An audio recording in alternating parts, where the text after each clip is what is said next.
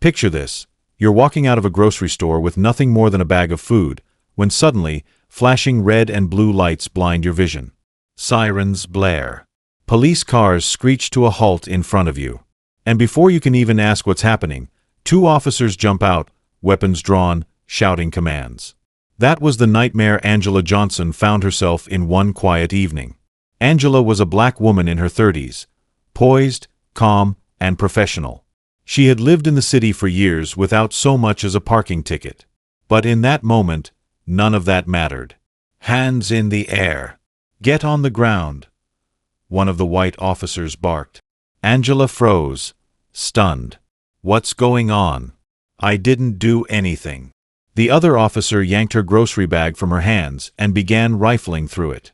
And then, as if by magic, he pulled out 2 packets of white powder. Looks like we caught ourselves a dealer, he smirked. The bystanders who had gathered gasped.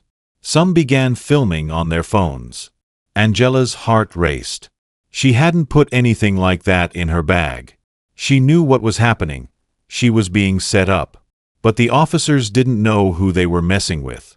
They saw a black woman they thought was powerless, someone they could frame without consequences. What they didn't realize was that Angela Johnson was no ordinary woman. She was a covert operative for the Central Intelligence Agency. A CIA agent trained to stay calm under pressure, skilled in uncovering lies, and more than capable of turning the tables. And this time, the tables were about to flip harder than those officers could imagine. At the police station, Angela remained composed while the officers, Miller and Davis, smirked through their so-called evidence. They tried to play tough, acting like they had her cornered. You know, these charges carry some serious time, Officer Miller said, leaning across the table. But maybe there's a way we can make this go away. Angela tilted her head. Make it go away? Davis chuckled. Let's just say, people who cooperate with us usually don't end up in prison. You scratch our back, we scratch yours. It didn't take long for Angela to piece it together. These men weren't just corrupt, they were running a side hustle. Frame innocent people, plant drugs, then extort them into paying bribes or doing favors to avoid charges. It wasn't just illegal, it was disgusting. And now they thought they could add her to their list of victims. Angela, drawing on her CIA training, stayed quiet.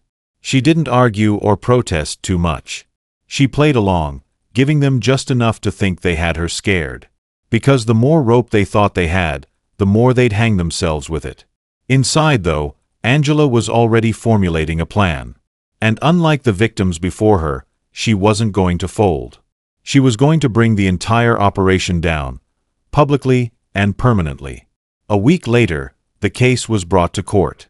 The prosecution walked in confidently, holding up the bag of drugs as their star evidence. Miller and Davis strutted into the room like they'd already won.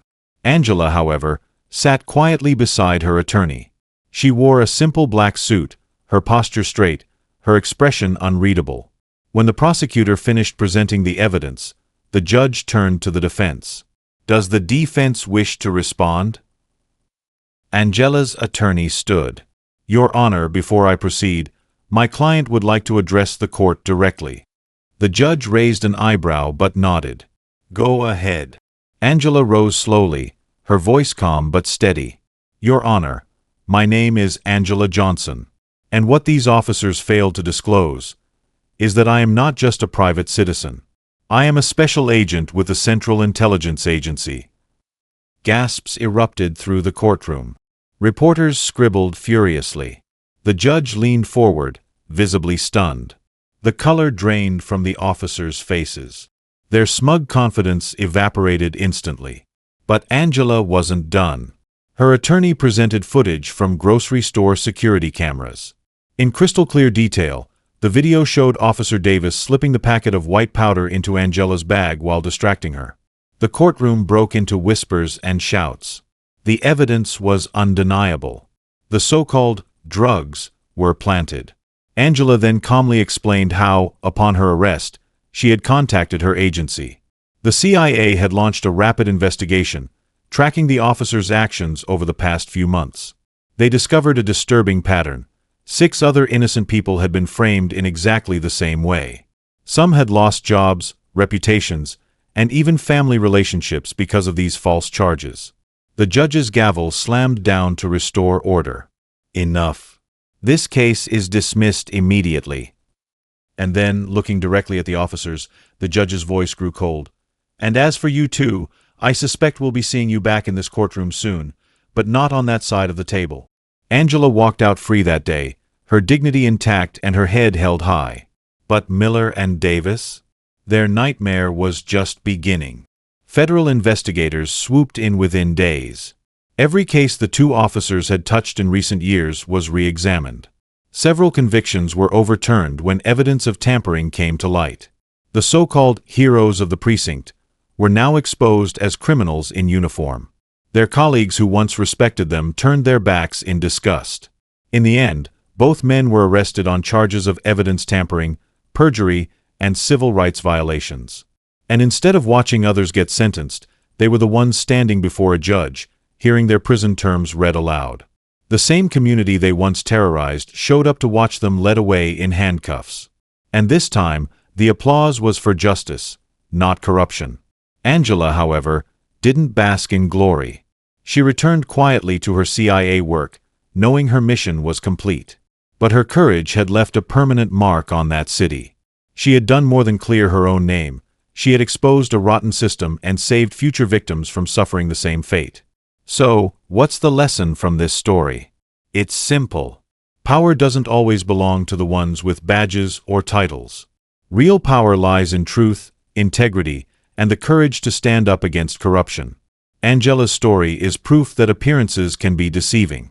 The officers thought they were dealing with just another black woman they could intimidate, frame, and silence.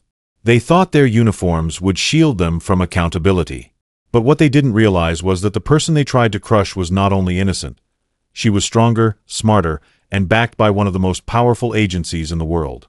At the end of the day, justice doesn't always come easy.